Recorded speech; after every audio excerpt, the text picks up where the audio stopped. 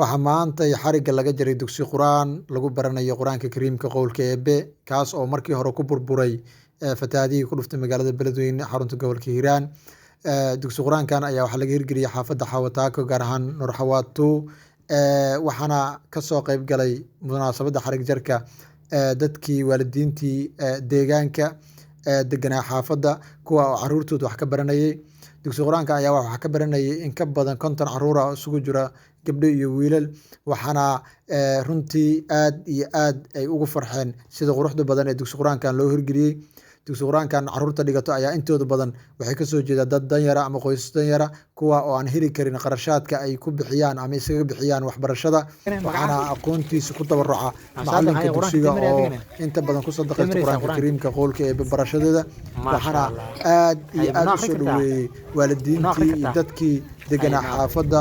dugsigan waxaa dhistay dad walaala oo khayr jecel kuwa oo inta badan ku sadaqaysto qayrka ama waxyaabaha ay dhisayaan inta badan ugu wanaagsan kuwa lagu baranayo quraanka kariimka qowlka eebe.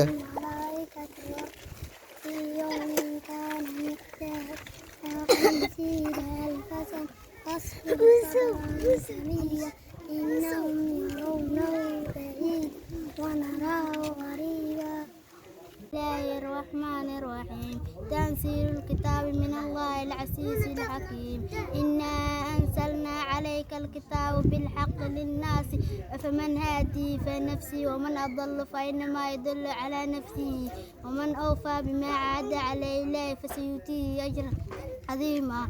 سيقول لك مخلفون من الأعراب ستدعون إلى قومي أولياء بأس شديدا أولياء بأس شديدا سيجزون ما كنتم تعلمون.